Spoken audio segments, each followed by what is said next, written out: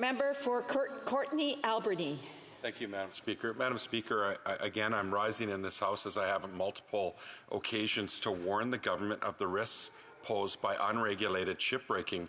Now, Madam Speaker, and this is initiating from a question on back in November, that on November 24th, an oil spill was discovered on the shoreline of a shipbreaking facility that has been operating since 2020 in the community of Union Bay in my riding. Now, this facility is operating despite legal challenges and warnings of environmental hazards from residents, local government, and First Nations. Now a spill has happened, and the lack of federal regulations and guidelines to protect the ecosystem are glaring. The spill has led to serious concerns for Bay Sound, which is home to over 50% of British Columbia shellfish production and is critical to the local economy. Many jobs, Madam Speaker, and of course the importance of the ecosystem.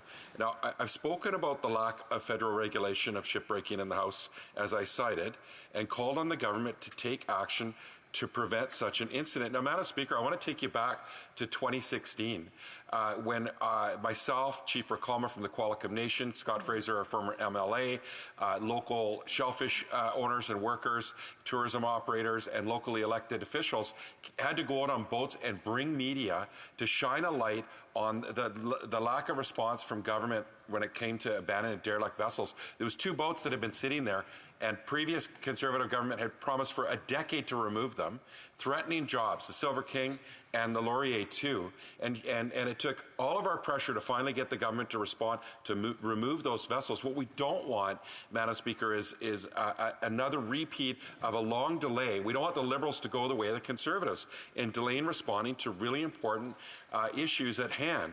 So, you know, again, we applied pressure last time. The government responded. We're hoping they'll respond now.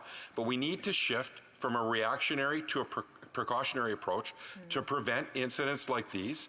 And instead of waiting for another spill, the government should urgently ratify the Hong Kong International Convention for the Safe and Environmentally Sound Recycling of Ships, adopt regulations comparable to the EU ship recycling regulations, and provide financial support to qualified shipbreaking facilities to help them meet new standards and regulations. Now, we know they're in a consultation phase, Madam Speaker, with the provinces, but they need to fast-track that.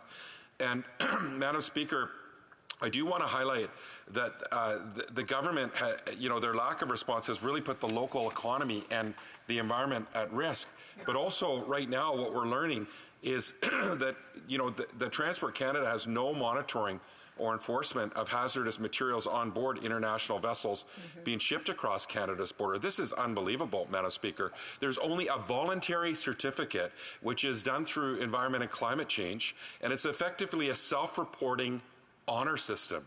This is just unbelievable, the risk this puts on coastal communities, but also it's putting all the risk on provinces, on First Nations and Indigenous communities, and on local governments, which is totally irresponsible, Madam Speaker. We need to look at what the EU has done when it comes to shipbreaking and recycling, and also the Hong Kong Act as well, Madam Speaker. So I'm really hopeful that the government will take action and take a precautionary approach, and I'm hoping today they're going to give us some sort of path on how they're going to remedy the situation before an environmental disaster takes place, even further than what's happening now.